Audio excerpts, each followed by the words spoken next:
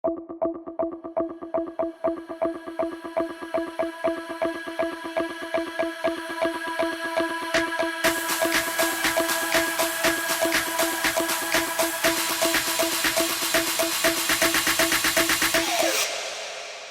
տապանում հյուրընկալել եմ քաղաքագետ Հայկ Սահակյանին, պարոն Սահակյան, շնորհակալ եմ հրավերն ընդունելու համար։ Ես եմ շնորհակալ հրավերի համար։ Կանխատեսելի է երևի, որ մեր հարցազրույցը կսկսենք Փաշինյան-Պուտին այդ հանդիպումից, բանակցություններից եւ դեռ երկար երևի թե կքննարկվի այս թեման։ Ինձ հետաքրքիր է ընդհանուր առմամբ ձեր տպավորությունը։ Ինչու Փաշինյանը գնաց Մոսկվա, ինչ խնդիրեր ինքն իր տեսանկյունից լուծում եւ Պուտինի դիրքորոշումը որն էր, Պուտինի տեսանկյունից մենք ինչ հասկանանք։ Բազմաշերտ հարց եք տալիս, թույլ տվեք մասերի բաժանել, որպեսզի կարողանանք հասկանալ։ Նախ ինչու Նիկոլը գնաց թուլացած Ռուսաստանի, թուլացած ղեկավարի հետ հանդիպման։ Ես կարծում եմ նախընտրական այս տրամաբանության շրջանակներում է գնացել էր այնտեղ ներքաղաքական հարցեր լուծելու եւ ինչը ակնհայտ դարձավ միանգամից դա հենց իրենց այդ քննարկման ժամանակ էլ երևաց երբ որ այնտեղ քննարկում էր որ Հայաստանում նախընտրական շրջան է այնտեղ ռուսական քաղաքացիություն ունեցող անձնագիր ունեցող ինչպես Պուտինը ցույց տվեց մարդիկ կան եւ պետք է թույլ տալ որ նրանք մասնակցեն բանեն Նիկոլն էլ տենց ասեց դե ինքը Ռուսաստանի քաղաքացի է եւ այլն չէ այսինքն դա այդ կիզակետում է եղել դա այնքան անթակույց է որ անգամ այդ քննարկումը չկարողացան բանանել Սա առաջի հարցն էր, երկրորդ հարցը։ Չէ, առաջի հարցն գնացել էր, որպեսզի ինչ աներ, որպեսզի Պուտինին ինչ ասեր նախընտրական։ Իր վերընտրվելու հարցն էր գնացել լուծեր Նիկոլ Փաշինյանը։ Այսինքն մի աջակցեք Սամվել Կարապետյանին աջակցեք ինձ, ինչ է նշանակում 20 թվականի պատերազմից հետո, եկեք մտ տրամաբանությունը հասկանանք, ասենց 20 թվականի պատերազմից հետո հաջորդը տեսավ Ռուսաստանի դիրքորոշումը, նրա վարկը մեր հանդեպ մեր նկատմամբ եւ այն անվանեց դավաճանական Ռուսաստանը մեր կողքին չի եղել որպես դաշնակից, այն պայն, երբ որ մենք իր կարիք ունենք ամենաշատը, այսինքն այդ քայլից հետո, այդ վարկից հետո, այստեղ ամեն ռուսականը դրական ազդեցություններ եւ դրական էմոցիաներ չի առաջացնում։ Համաձայն եք այդ մտման հետ։ Վերջ, հիմա եթե Պուտին ասում է այնտեղ մենք մարդ ունենք, անձնագիր ունի եւ այլն բան, նա աջակցում է այդպիսով բանին ռուսասերներին, այսպես ասած, թե ընդհակառակ նրանց հնարավորությունները փոքրացնում է։ Ինչ եք կարծում։ Միանշանակ փոքրացրեց, չէ՞։ Իսկ եթե փոքրացրեց ռուսասերներին, ովքեր ամենաշատ ռեսուրսներ ունեցող բաներն են, ընտրության մասնակից սուբյեկտներն են, ով ամնում դեղ մնում Նիկոլը, հետևաբար Պուտինը աջակցեց Նիկոլ Փաշինյանին իր այս ելույթով, աջակցեց Նիկոլ Փաշինյանին, որպեսզի նա վերարտադրվի։ Նա չեզոքացրեց Քոչյանի հնարավորությունները, չփոքրացրեց Սամվել Կարապետյանի հնարավորությունները, բանը դեպի 0-ի գնացող այնտեղ էլի բաներ կան, չէ՞, տենդենսով այդպես ռուսասերներ կան, այնտեղ ազգային ժողով ներկայացված, դաշնակները եւ այլն բանսես մնացած բոլորը, բոլոր նրանք ովքեր հույս ունեին, որ Պուտինը որևէ մի հատ ինչ-որ դրական ինչ-որ բան կասի կամ եւ այլ բան, այսինքն այնպես արեց, որ Նիկոլ Փաշինյանը ընտրվի, նրանք էլ չնեղվեն, բայց հաստատ Նիկոլ Փաշինյանն ընտրվի։ Խորհրդարանում բայց լինեն։ Պուտինը նաեւ շատ ուշագրավ է, որ ռուսամետ անվանեց այդ քաղաքական ուժերին, հիմա էլ ուժեղ Հայաստանից ամեն դեպքում այդ հայտարարությունը չվերագրելով իրենց, ասում են ուժեղ Հայաստանը ռուսամետ չէ, հայամետ է։ Դե լավ էլի։ Դե ասում են էլի։ Այդ մարդկանց կարողությունները ֆինանսական կարողություն, իսկ ֆինանսը դա քաղաքականության բանն է, հիմքն է փողի տնտեսության վրա ձևավորում համապատասխան քաղաքականություն էլի եթե քո փողերը քո կարողությունը քո ամբողջ ռեսուրսը Ռուսաստանում է դու ոնց էստեղ հայամետ լինում երբ որ ընդեղից ուզենան մի վայրկյանում քո փողերը կարող են ձեռքիցդ խլել կամ որևէ ճնշում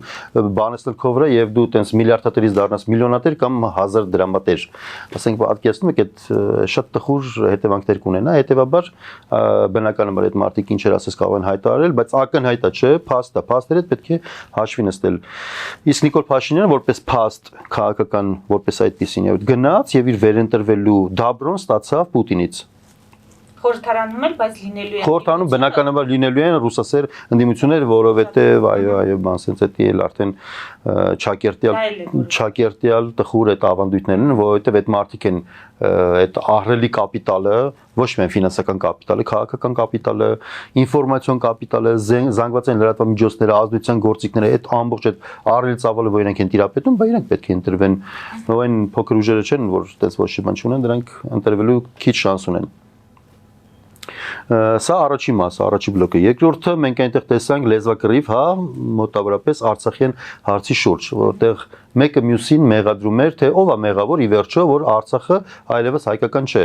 Մենք երկուսի բաները տեսանք այդ հիմնավորումները, հա, ճակերտյալ կամ պնդումները կամ մեղադրանքները մեկը մյուսին, բայց փաստը հետեւյալն է. Արցախը այլևս հայկական չէ,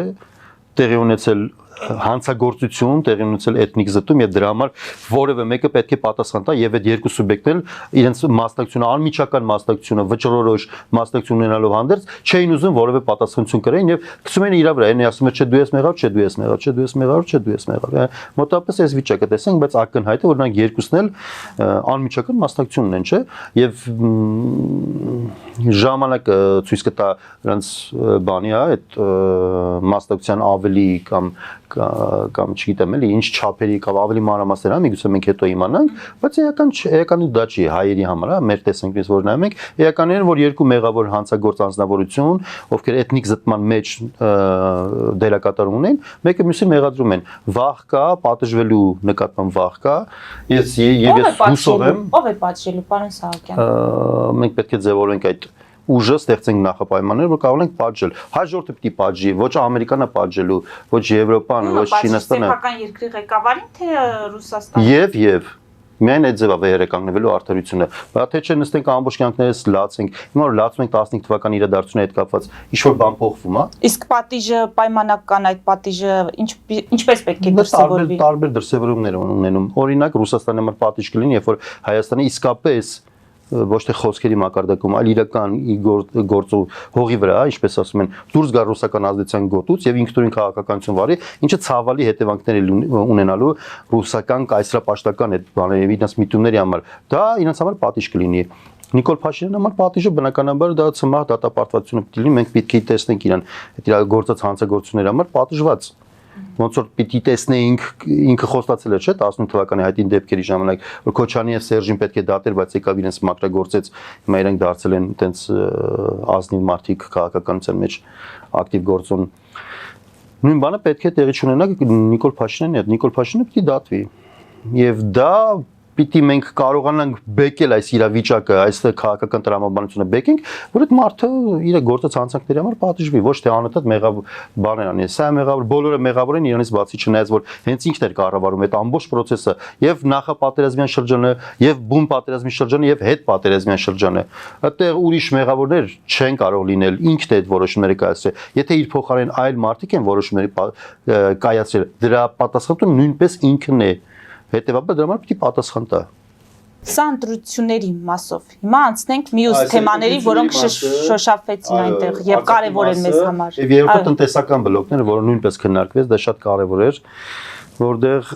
Պուտինը ըստ էության մեզ ասեց ընտրություն կատարեք, հիմա դուք ԵԱՏՄ-ում եք, թե գնում եք Եվրամիություն, հա, որպես բան։ Բայց ձեր ասածը արդեն անտրամաբանական չի դառնում, երբ որ Պուտինը անուղակի կամ ուղակի աջակցում է Նիկոլ Փաշինյանի վերարտադրվելուն եւ նրա արժե պայման դնի գնում եք Ռուսաստան թե գնում եք Չէ, ոչ թե ասում եք գնում եք Ռուսաստան, չէ, տնտեսական բլոկի, տնտեսության մասին է խոսքը գնում, երբ որ Հայաստանը հենց հիմա փաստացի իր ամբողջ տնտեսությամբ, իր հնարավորություններով Եվրոպայի, Ամերիկայի եւ ամբողջ աշխարհի հետ ունեցած տնտեսական լայն հնարավորություններով հանդերձ ինքը սպասարկում է Ռուսաստանի տնտեսական շահերը ընդդեմ Արևմուտքի ռուս-ուկրաինական պատերազմում մենք մեր տնտեսությունը այդ բանը ինչա կոչվում այդքան այդ պատժամիջոցներից խուսափելու խողովակներից մեկն է կարևոր խողովակներից մեկն է Ռուսաստանի համար հիմա ասում եմ այդքանով հանդերձ այսինքն եթե մենք այդքան կարևոր դերակատարում չունենենք Ռուսաստանի համար ինքը մեզ ընտրելու հնարավորություն չէր տալու ասել դուք սկի իրավունք էլ չունեք կամ այլ կերպ խոսեր այլ կերպ կձևակերպեր բայց եթե մեզ ասում եմ դուք եք ընտրում այդ նշանակում է մենք կանք այդքան որ մեզ այդ կայսերապաշտը այդ կայսրության այդ ներկայացուցիչը այդ մարդակերը հասկանում եք ինքը մոնստր է իրականում այդ մոնստրը որ մեզ ասում է դե դուք եք ընտրում բայց տեսեք հետևանքները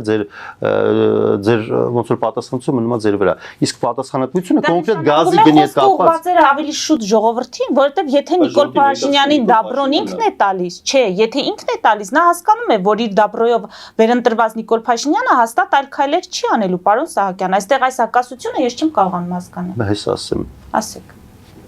այդտեղ ըստեյության հակասություն չկա, այդ հակասությունը ստեղ ներքաղաքական բաների ժամանակ Նիկոլ Փաշինյանը խաղարկելու է վերջացնի, ասի, տեսեք ես գնացի այնտեղ դոշ տվեցի, պայքարեցի, կռիվ էի մղում, անհավասար կռիվ էի մղում, տիտաների դեմ, հանուն ձեզ, բայց ինքը հլու հնազանդ ենթարկվում է։ Հլու հնազանդ ենթարկվում է։ Էդի այն մասկե շոուն են անում մեզ համար, որպեսզի այդ ժողովուրդը ասի, «Ադե ինչ անես, խեղճ տղեն, գցել են գերպանը մոտապես այդ բանն անելու»։ Այդ ընտրության արժեվ կանգնեցնելն է, դա ընդհանրապես իմիտացիա է, դա ընդհանրապես կեղծ բեմադրություն է։ Այո, բայց Հայաստանը ստեղ Հայաստանը չասեմ լավ, կառավարող ուժը Նիկոլ Փաշինյանի գլխավորությամբ ամբողջ օրը խոսում է, չէ՞ այդ մասը, որ մենք գնալու ենք Եվրոպայում գնալու դիվերսիֆիկացնում ենք մեր տնտեսությունը, այս ենք անելու, այն ենք անելու։ Բանտեղ այտենց այդ քաղաքական այդ հայտարարությունով այդ բագաժով գնացել նստել այնտեղ, այդ մարդու դիմաց ինքն էլ նայում է։ Այս մարդը եկել է, սա մի մարդ է, մի պետության ներկայացուցիչ է, ով ամբողջ այդ բանը, ռեսուրսը օգտագործում է իր պատերազմն դեպի արևմուտքի, չէ՞, օգնում է իրան։ Մեկ էլ ուզում է ինչ-որ դիվերսիֆիկացնի։ Եվ ասում է տղա ջան, եթե ուզում ես դիվերսիֆիկացնես, Եվրոպայի համար օրինակ գազի գինը $600 է, ձեր համար 130 քանի դոլար է։ Այդ նշանակում է դա սպառնալիք է, ուղիղ սպառնալիք։ Այսինքն եթե դու որոշես, որ գնաս այնտեղ, ձեր համար էլ է լինելու $600։ Իսկ եթե գազի գինը, այդ էներգակիրների գինը, ստեղ մոտապես 5 անգամ եթե թանկանա, մեր կյանքի որակը էականորեն կփոխվի դեպի վատը։ 5 անգամ ամեն ինչ որ թանկացավ, այստեղ էլ անգամ բանը չի էլ հասնի նրան, որ ժողովուրդը էլի իմբոստություն անի կամ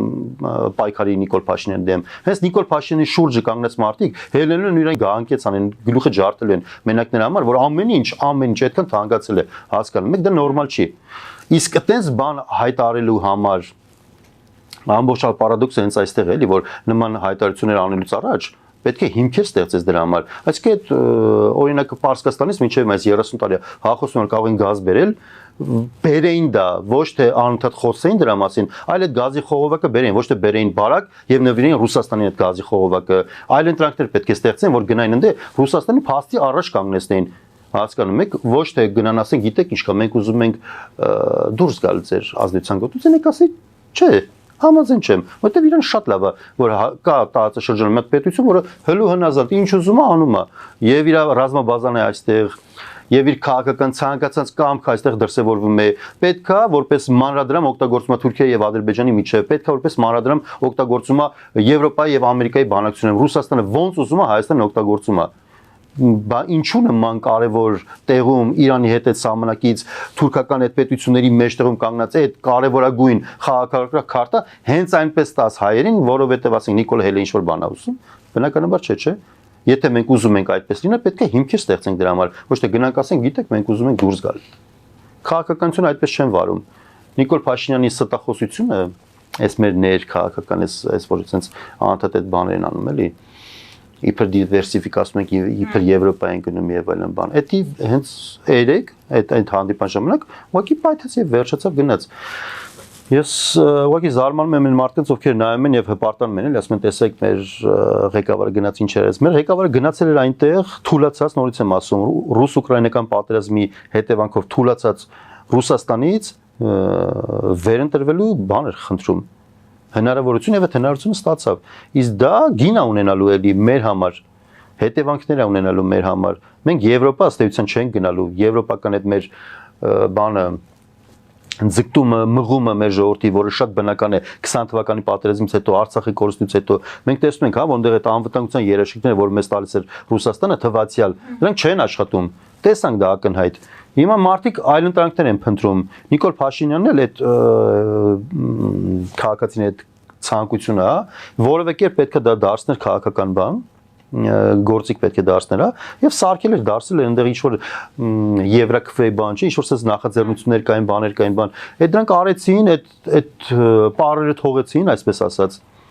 Կոպիտ եմ ասում, բայց այդպես է 1000 ներողություն իհարկե, բայց այդ կուտը տվեցին քաղաքացիներին, որ իբր մենք ենք դեպի Եվրոպա տարող բան այդ ուժը, բան, բայց պարզ երևա չէ որ գնացին այնտեղ եւ լրիվ այլ որակի քննարկումներ տեղ ունեցան։ Երկաթուղուն չանդրադարձակ, խնդրեմ երկաթուղուն էլ անդրադառնաք, ինչ է կարծում, եթե Ռուսաստանը մնում է իր դիրքում, այսինքն անգամ չի էլ դիտարկում կառավարման հարցը այլ բարեկամական պետության փոխանցելու, սա նշանակում է, որ թրիփը չի գործելու։ Երկաթուղու հարցը ցավոք սրտի մենք չենք որոշում, մեր կառավարությունը չի որոշում, այդ իրավունքը մենք մեր կամքով տվել ենք ռուսներին, տվել ենք թուրքերին, տվել ենք ամերիկացիներին, իրանք ոնց որոշեն, այդպես էլ կլինի, մենք ուղղակի sense կողքից կնայենք եւ կտեսնենք ինչ։ Եթե մենք փոխենք ռեժիմը Հայաստանում, ներքաղաքական ռեժիմը եւ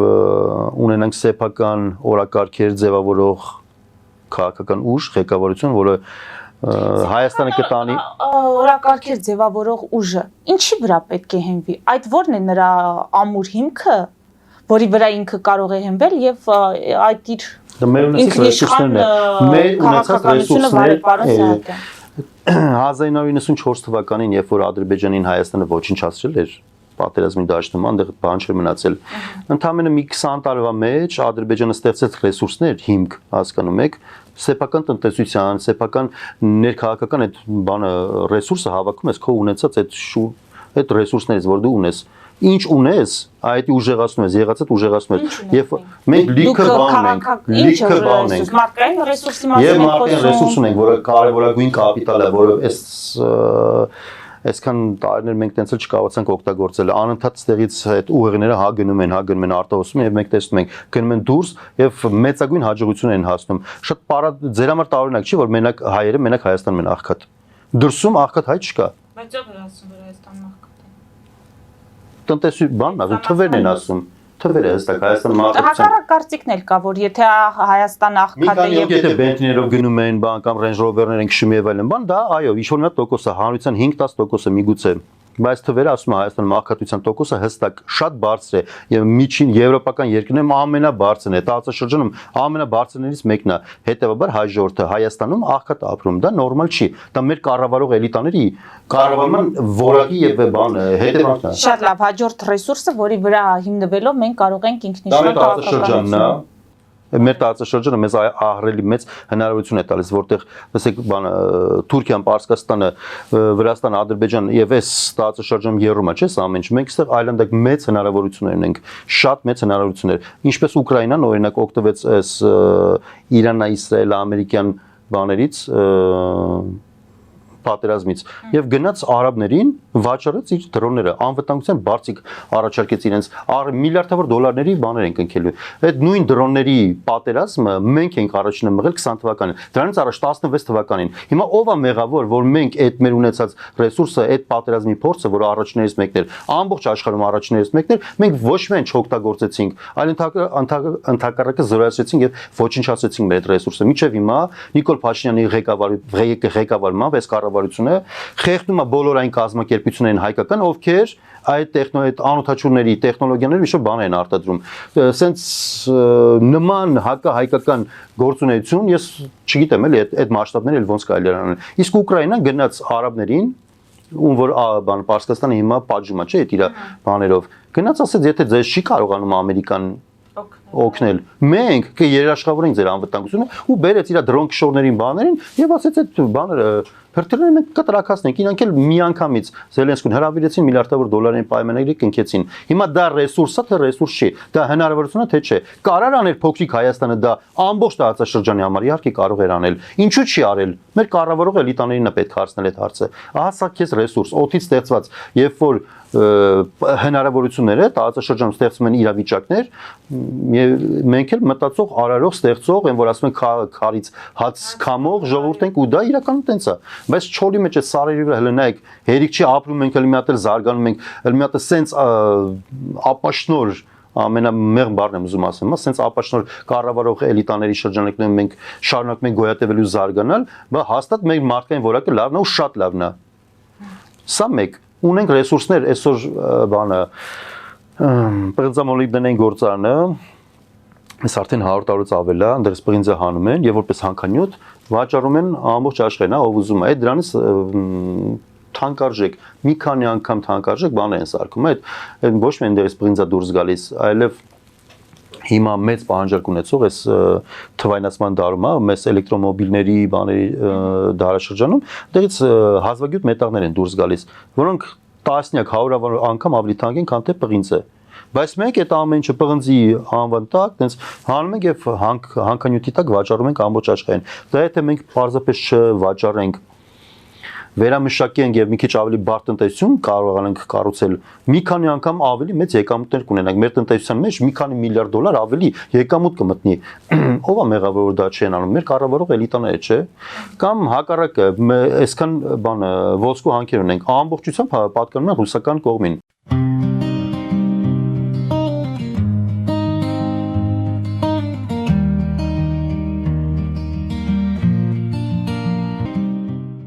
Ֆելիչե ժամանակակից ատամնաբուժական կլինիկա։ Այստեղ հարմարավետությունն ու խնամքն առաջնային են։ Այստեղ կիրառվում են ատամնաբուժական ամենաժամանակակից տեխնոլոգիաներ, ճշգրիտ ախտորոշում, արդյունավետ բուժում, նուրբ փորձառություն եւ անհատական մոտեցում։ Սկսած սովորական մանրուքներից մինչև առաջադեմ ընթացակարգեր, այստեղ դուք գտնվում եք բարձր որակավորում ունեցող եւ փորձառու ատամնաբուժական մասնագետների ձեռքերում։ Մեր բարեկամական եւ հյուրընկալ անձնակազմն այստեղ է յուրաքանչյուր այցը հաճելի դարձնելու համար։ Ֆելիչե,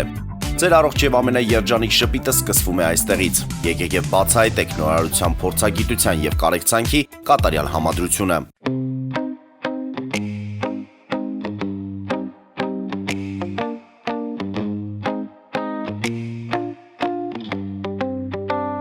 Երևանի եւ Զովունիի սահմանին գտնվող ալպիական թաղամասում սկսվել է 2, 3 եւ 4 սենյականոց բնակարանների նախնական ամրագրում։ Առաջարկում ենք նաեւ թաունհաուսներ արդեն պատրաստ եւ կառուցվող։ Բնակարանների արժեքները սկսվում են 50,000 ԱՄՆ դոլարից մինչև 140,000 ԱՄՆ դոլար, իսկ թաունհաուսներինը 160,000 ԱՄՆ դոլարից 170,000 ԱՄՆ դոլար։ Մանրամասների համար այցելեք մեր պաշտոնական կայք alpiakan.am կամ զանգահարեք +374 44 201 066։ Ամրագրում կարող եք կատարել մինչև ապրիլի 30-ը։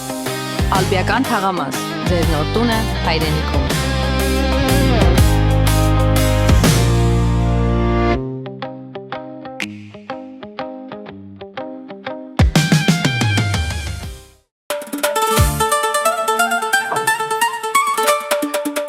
Երևանն եք ուղարկում։ Օթանավով։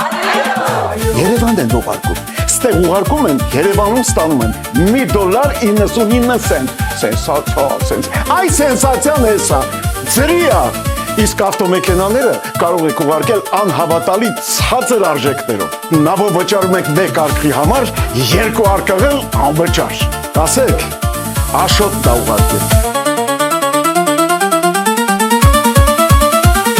Jackpot հագուստի խանութը երկրորդ մասնաճյուղն է բացել Գլենդելի սրտում, որտեղ կարող եք ձեռք բերել եվրոպական եւ ամերիկյան ընտիր հագուստեղեն, կոշկեղեն, աքսեսուարներ, պայուսակներ ամենահարմար արժեքներով։ Նաեւ կարող եք ցանկացած ապրանք պատվիրել եւ ձեռք բերել կարճ ժամանակում։ Jackpot-ի Գլենդելի հասցեն է 1135 North Pacific Avenue, հեռախոս 818 813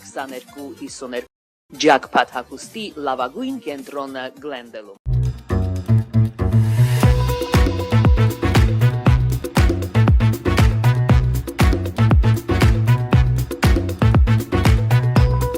Արարատ ռեստորան, ընտանեկան եւ ընկերական ժամանցի լավագույն հասցե, սիրված արտիստներ, հյուրընկալ մթնոլորտ, հարուստ ճաշացան, անմահական խորտիկներ։ Արարատ ռեստորան, հասցեն անփոփոխ, սիրով սպասում ենք ձեզ։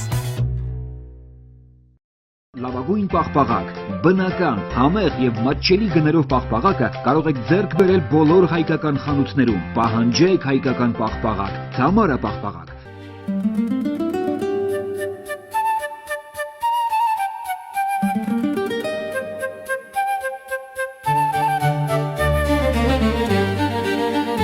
Նոյան տապան տպարան, Նոյան տապան հրատարակչություն, շարվածքից մինչև տպագրում, զանգահարեք, գրեք, այցելեք, միասին պատրաստենք ձեր գիրքը, ամսագիրը կամ թերթը, որտեղ նշվելու է, տպագրված է Նոյան տապանում։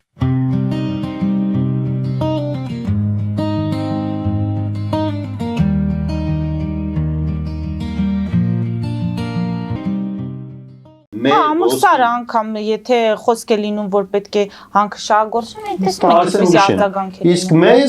մեզ որպես մարդ օգտագործում են որպես այնտեղ բանվոր այդ հանքում աշխատող բանվոր եւ մարդիկ էլ ոգևորվել են ուրախանում են որ բանը հեսա գնալու են բանվորություն անեն մի քանի հատ հիպոթեք ձևավորեն ու անստի գնա իրանց երեխեքն էլ հիվանդանան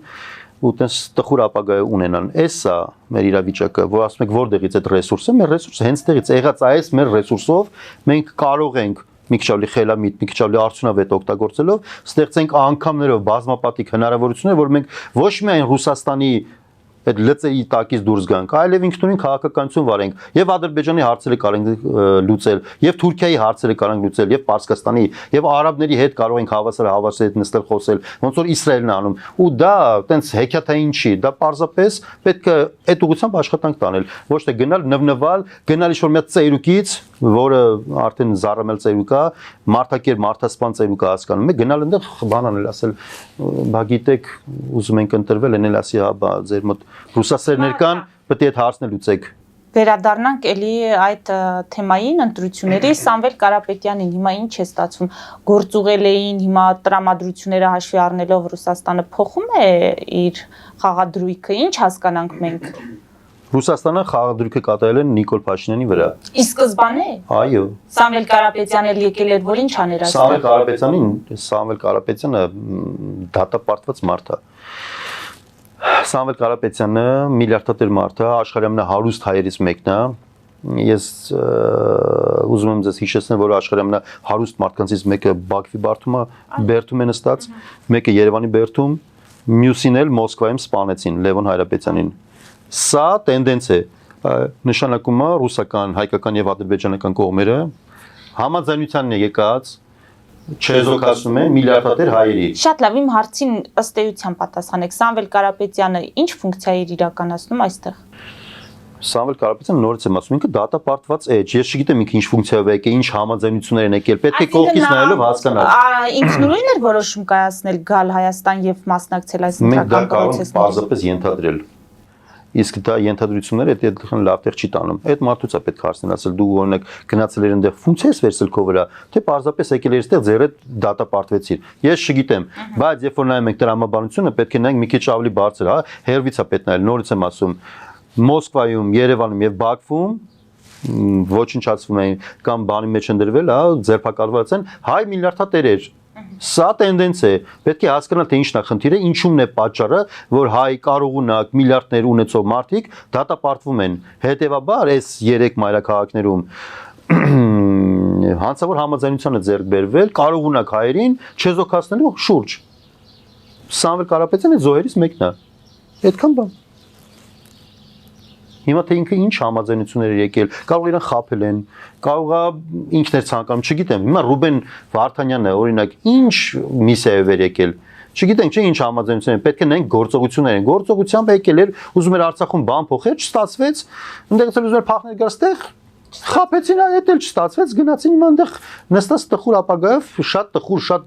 շատ վատ բան է տեղ ունեն այնտեղ հիմա իր հետ հասկանանք, այնտեղ ոչ թե միայն Ռուբեն Վարդանյանին են դատում, այնտեղ հայ ժողովրդին են դատում իդեմս իր հասկանում եք, չէ՞։ Հիմա էս է իրավիճակը, պետք է հասկանալ եւ այդ կատեգորիաներից պետք է դուրս գալ։ Այն օրակարգերը, որ Նիկոլն է գցել դաշտ, դրանք շատ գծուց մանր, էժանագին բաներ են, մանիպուլյացիաներ են, որոնցից պետք է դուրս գալ եւ հասկանալ, օբյեկտիվ մի հատ նայել էլի, տեսնենք ինչ է կատարվում, որովհետեւ տարածաշրջանը խառնվել է իրար։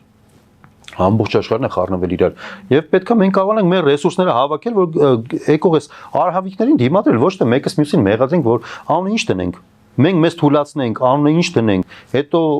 ում ենք մեր երեխեքի մեր պատմության առաջ, հա, հենց ինչ գրելու ենք, լացել ենք, ասենք դե մենք էշ իրար հետ կռիվ արեցինք, թուրքերը եկան մեզ նվաճեցին, պարսիկ եկավ նվաճեց, բանը ռուսը եկավ նվաճեց, չգիտեմ, վրացին եկավ նվաճեց։ Չեն ասի, բա ամոթ ես, բա լեզու գտնենք իրար հետ։ Չեն ասի կասեն, չէ՞ մեր սերունդները։ Շատ լավ, պարոն Սահակյան, հետևում եք Սերժ Սարգսյան, Ռոբերտ Քոչարյան, նրանց թիմերի միջև եղած այս բանավեճերին, այո, սուր կռիվներին, ինչ մասին է դա։ Արվիտակ տեղ ունենալու մասին է, իրենք շատ լավ հասկանում են իրենց ռեսուրսները։ Հայտարարել է, որ չի մասնակցելու, անմիջական մասնակցություն չի ունենալու ընտրություններին։ Շատ հանգիստ կարող է տակից ինչ-որ մեկին աջակցել, չէ՞, կարող է։ Այդ որ ասում են չենք մասնակցելու, որովհետև շատ լավ հասկանում են, որ չեն անցնելու, որովհետև անցել ընտրություններին իրենք այդքան ձայն չեն հավաքել, միայն բանը օրենքի ուժով, հա, բանը սահմանադրության մեջ այդ կետը կա, որ պարտադիր երեկուսակցություն պետք է ներկայացվի, իրենք սկի այդքան ձայն չեն էլ տարել։ Հասկանում եք, չէ՞, որովհետև 18 թվին այդ հայտնի դեպքից մարդիկ ուղղակի զզվում էին, բարիս ամենաուղիղ եւ ամենատարբեր իմաստներով այդ մարդկանցից զզվում են։ Իրանց կառավարման տարիները մենք տեսել ենք, որ գոհ լինենք 18 թվին չենք ելնի իրանց հերասնենք մեղմ ասած։ Իմիջիալս նույն բանը ավելի վաղ եւ ավելի տխուր հետևանքներ լինելու է նաեւ Նիկոլ Փաշինյանի եւ քաղաքացիական պայմանագիր կուսակցության հետ։ Սա իմիջիալոց։ Հիմա այդ մարդիկ գիտեն, որ իրենք չեն ընտրվելու, դրա համար հենց իբր թե բան դե մենք դե չենք ուզում մասնակցել բան, բայց միևնույն ժամանակ բան են անում, հարվածում են եւ գլուխում են Քոչարյանին։ Հա, բան չեն անում։ Այսինքն հավանական երրորդ տեղը Քոչարյաննի ուժն է։ Դե չգիտեմ, իրանք չգիտեմ ինչպես են պլանավորել կամ ինչ համաձայնություններ են եկել, բայց հանրապետականը դա ահռելի կապիտալներ տնօրինող, ահռելի կապիտալ ունեցող ուժ է, ով կարող է իր արբանյակներից որևէ մեկին, ինչ որ մեծ նորաստեղծ այդպես անընդհատ ինչ որ կուսակցություն են, չէ, սնկերի պես բուսնում են։ Իրանցից ինչ որ մեկին կարա չի աջակցի։ Ինքը չի ուզում, որովհետև ինքը գիտի արդեն փախարակված եւ հեղինակազրկված է, ինչ որ մեկին կաջակցի բանկանի, որը ասենք 5 տարի հետո մյուս ընտրություններում կներկայանա էլի, բայց էլի նույն հանրապետականի շարունակությունն է կլինի։ Շատ լավ, ամփոփելով մեր հարցազրույցը, պարոն Սահակյան, այնուամենայնիվ անդրադառնանք սահմանադրությանը, լսեցինք Փաշինյանին, ասում է գնալու ենք, մեր քաղաքացիներին բացատրենք, համոզենք, որ նոր սահմանադրությունը պետք է ընդունվի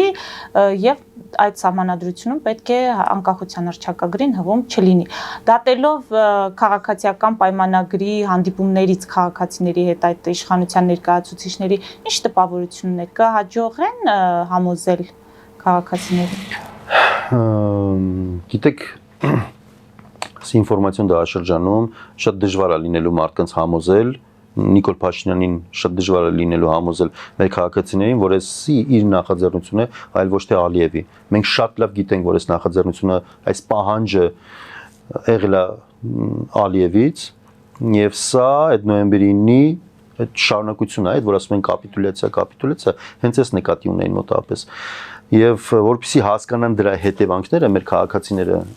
պետք է նայել օրինակ բանին Ճապոնիային, պետք է նայել Գերմանիային, երբ որ սրանց քան տարի առաջ երկրորդ համաշխարհային պատերազմից հետո չէ, ինչքան տարիներ անցել, այդ մարդիկ չեն կարողանում իրենց մեջ ներուժ գտնել, որպեսզի կարողանան այս արհավիկներին բան անել, սեփական կարողությունները զարգացնել այնքան, որ ինքնուրույն կարողանան պաշտպանվել։ Հա, ստիպված Ամերիկան, ասես ճնշում է, նույն ճապոնացիներն եւ նույն գերմանացիներն ստիպեց, պարտադրեց, որ միլիարդավոր, հարյուրավոր միլիարդավոր դոլարներ իրենց քաղաքացիներից վերցնի, իրենց դնի բանի մեջ, իր ոչ իրենց կամքով, այ կոպիտ ասած էլի վզներին դրեց, էլի ստացավ։ Նույն բանը լինելու է մեզ հետ, եթե մենք շարունակենք Նիկոլ Փաշինյանը շարունակի ղեկավարել եւ Ալիևի բոլոր այդ ցանկությունները, որ նա պահանջները որ ունի, կատարենք։ Եթե կատարենք, մենք քաղաքականապես որպես սուբյեկտ հայ ժողովուրդը վերանալու է, մենք որպես էթնիկ միավոր վերացրելու ենք գնանք եւ ցիգանների նման ապրենք ու այս տարածաշրջանում հայկական գործոնը գնալով մարելու է եւ զրոյացվելու է։ Ես ուրախ եմ, որ տեսնում եմ, որ քաղաքացիները մեծամասամբ հասկանում են դա, դժկամությամբ են ընդունում, ատելությամբ են լցված իդեմս Նիկոլ Փաշինյանի վարած այս քաղաքականության եւ ես կարծում եմ, որ նրանք չեն հաջողելու։ Շնորհակալություն։ Ես եմ շնորհակալ։ Մեծ դիտողներին հիշեցնեմ, որ զրուցում էի քաղաքագետ Հայկ Սահակյանի հետ, մեր ուղիղ եթերները կարող եք դիտել Patreon-ում, նաև այդ հարթակում աջակցել էկրանի երևացող QR կոդով։